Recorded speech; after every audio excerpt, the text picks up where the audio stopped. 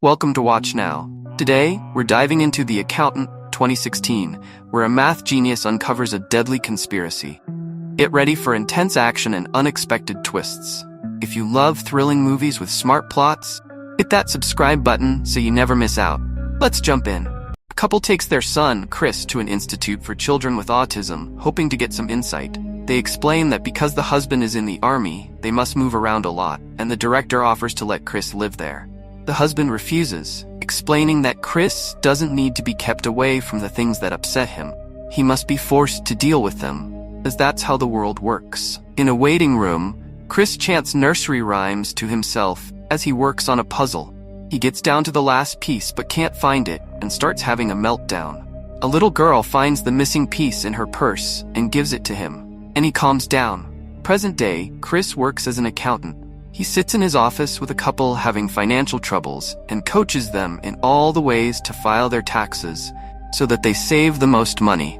They are very grateful, and the husband offers to let Chris come practice shooting on their property anytime he wants. The director of the United States Treasury, a man by the name of King, calls an analyst, Medina, into his office to talk to her. He praises her accomplishments and asks why she hasn't moved on to higher things. She says she enjoys just being an analyst, but he accuses her of lying. He pulls up arrest records from her youth and tells her that it's illegal to lie on a federal job application and that her record should have prevented her from getting her position. He tells her that she has to work on a special project for him. She wants to keep her job. He shows her pictures of a man known as the Accountant and all of the criminals he works with. He helps them keep track of their illegal money and has also been known to take lives. King tells Medina he wants her to figure out this man's identity and resolve the case by the end of the month, or she'll lose her job. Chris goes home and makes himself dinner. Before going to bed, he turns on strobe lights and heavy metal music and painfully massages his shins with a wooden rod. He has flashbacks of his mother leaving their family when he was a child at Christmas. Chris takes his medication from his purse and goes to bed. Sometime later, he goes to his client's property to practice shooting, and the man is very surprised at how good of a shot Chris is. Chris drives to his storage unit where he keeps his trailer. Inside, he has very expensive collectibles, paintings, and all kinds of money in different currency. He also has a very large stash of weapons. He lies down on his bed and has a flashback of when he was in prison. He was mentored by his cellmate, who taught him different social skills and set him up for his job handling money for dangerous criminals. Chris wakes up to his phone ringing and answers. A British woman who obviously works for him advises him to pick up some normal clients because she can tell people are starting to get suspicious of him. He reluctantly agrees to take on a typical client. He goes into a meeting with his new clients, who run a robotics prosthetics company. One of their in-house accountants found out that someone within the company is taking money from their profits, and they want to hire Chris to figure out what's going on. Chris agrees to take the job and says he'll start the next morning. Medina looks through the pictures she has and zooms in on one with part of the accountant's face visible. She crops the photo and sends it to the face mapping department for analysis. Brax, a dangerous man hired to hold businessmen accountable for laundering money, enters a man's car in a parking garage in Switzerland before he can drive away. He holds a gun to his head and makes him promise to stop shorting other companies their money. Brax has to beat him up, but eventually, the man agrees, and that is his cue to leave. Chris goes to the conference room where he's been allowed to work for the company and finds a woman asleep at the conference table. He awkwardly wakes her up and she apologizes. She introduces herself as Dana, the woman who found out that there was money missing in the first place.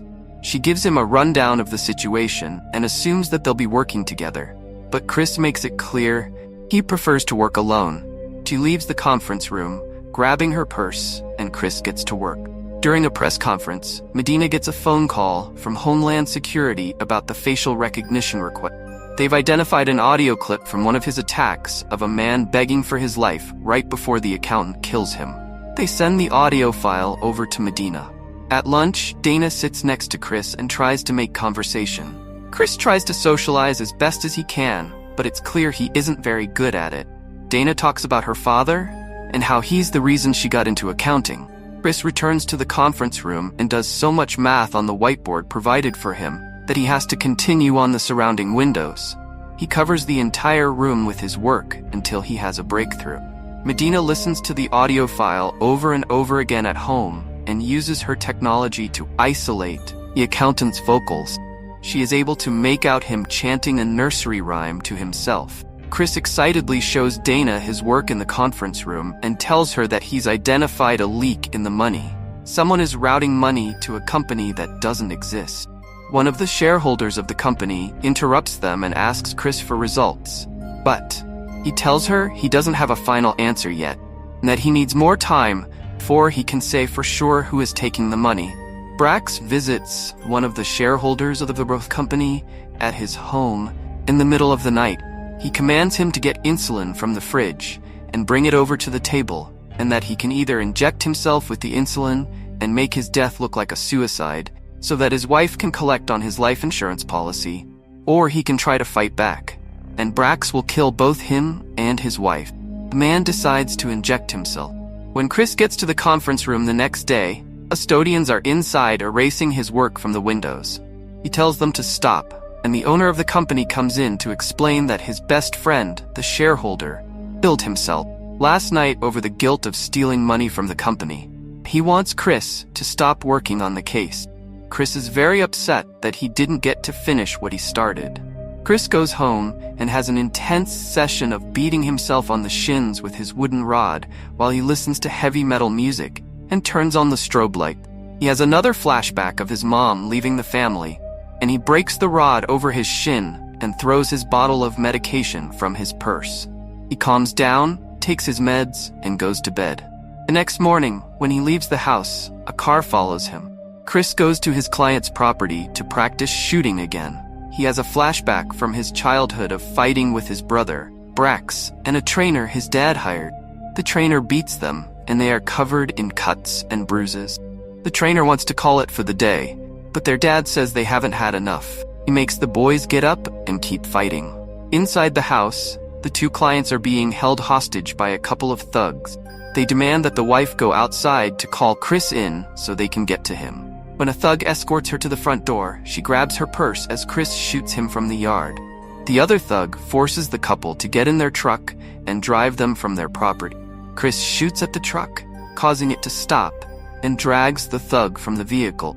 Chris strangles the man with his belt and demands to know who he is working for. The man says he doesn't know who is in charge, just that he was told to kill Chris and Dana. Chris kills the man and leaves the property, heading for Dana's house. A man follows Dana to her apartment complex, and Chris arrives just in time to see him get into the elevator with. Chris sneaks into the back of the building and climbs the stairs. Dana gets to her apartment, and two delivery men say they have a package for her. They shove their way into the apartment and try to subdue her, but she fights back and goes to hide in the bathroom. Chris breaks into the apartment and kills the two men, telling Dana to grab her purse and come with him. Brax gets a call that his men have been killed by the accountant. Chris takes Dana to his trailer and tells her to wait outside while she gets ready. She comes inside anyway and sees all of his money and weapons. She questions him about them, but he is unable to give her any direct answers. Medina gets a call from language services about the audio file she sent them. They tell her that the man she's looking for could be a victim of childhood abuse or could have some kind of neurological disorder, causes him to chant the nursery rhyme in times of stress. Medina heads to the IRS offices and works with an employee, try and cross-reference the accountant's aliases with people who have high. Chris takes Dana to a fancy hotel to hide out, and she questions him about his fighting abilities. He tells her that his dad was in the army and made him trained to be able to stand up to bullies. He also tells her that he has autism, and that it's very hard for him to socialize even though he really wants to. Dana tells him a story about a dress she really wanted in high school, so she learned how to gamble and count cards so she could buy it. She only wore it once, but she just wanted it to try to fit in with the other kids. The two share an emotional moment, and Dana leans in to kiss him, but Chris pulls away, having a revelation about the robotics case. He tells her that someone was funneling money out of the company only to put it back in and make even higher profits. Sometime later, Chris follows Brax down the street, and Brax notices and shoots at him. Chris continues following him and ends up in one of the shareholders' hotel rooms and sees that she's been shot dead. Medina works with the employee at the IRS office and is able to figure out the accountant's real name, Chris, and that he works as an accountant at a small firm in a building connected to a bunch of cash businesses that he owns and runs his money through to hide how much he's actually making. Medina calls King with this information, and she tells him that most of the money that Chris makes is donated to neuroscience organizations. When Chris gets back to the hotel, he finds Dana asleep on the couch. He has a flashback of his father forcing him and his brother to beat up a group of kids who had bullied him at school earlier that day. Chris decides that it's too dangerous to keep Dana involved, so he packs up his things and leaves. King and Medina lead a team of investigators through Chris's house, and they take note of all of his odd living habits. They find that he has a lot of weapons without serial numbers on them and a very high-tech security system. Brax is hired by the owner of the robotics company to set up security cameras in his house in case Chris tries to come after him. King dismisses the other investigators, and he and Medina stay behind in the house to talk. He asks Medina to tell him about the details of her arrest, and she tells him that she tried to kill a drug dealer that was selling it to her sister, and that she doesn't regret her choices. King tells Medina about how long he's been trying to track down the accountant and the hardships he's gone through in order to get this far. He tells her he was at the hotel where the audio of Chris was recorded, and that he overheard him killing the man. Afterwards, Chris held him at gunpoint and asked him if he was a good father. When King said yes, Chris let him go. He took Chris sparing his life as a sign to quit, and just as he was about to leave his office for good, he got a call from a woman with a British accent with tips about an upcoming illegal deal. He decided to stay on the force, using the woman calling as an informant. King interviewed Chris's cellmate, who was a federal informant after he was imprisoned for helping criminals with their money. When they finally let him free, the people he used to work for found him, tortured him, and killed him. When one of the guards told Chris about his cellmate's death, Chris freaked out and escaped the prison. He later attended his mother's funeral with his father, but when they were asked to leave, Chris had a meltdown. A security officer shot at Chris, but his father stepped in front of the bullet and died.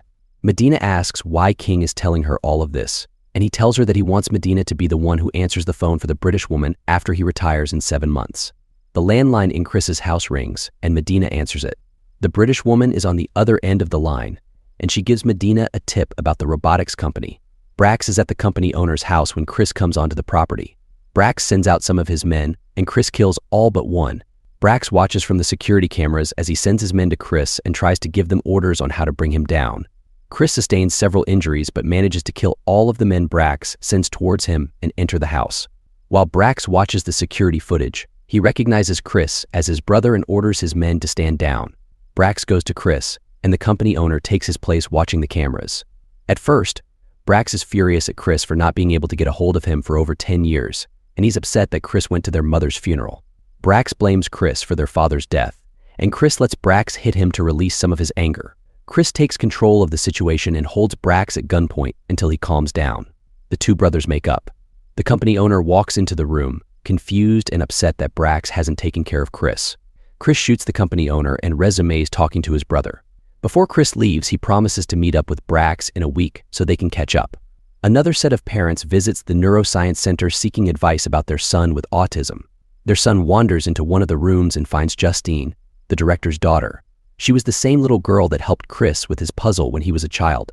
The director explains that Justine is nonverbal but communicates using a very high-tech laptop. When Justine demonstrates how she communicates, the voice the computer emits is the same British woman that works with Chris. Dana goes back to her apartment to clean up and gets a delivery. She opens it to find a classic painting, but upon further inspection, she sees that the outer canvas is just concealing what's on the inside. She rips the outer layer off and reveals a very expensive painting she recognizes from Chris's trailer. Thanks for watching. If you enjoyed this breakdown of The Accountant, don't forget to like, subscribe, and hit the bell for more thrilling recaps. See you in the next video.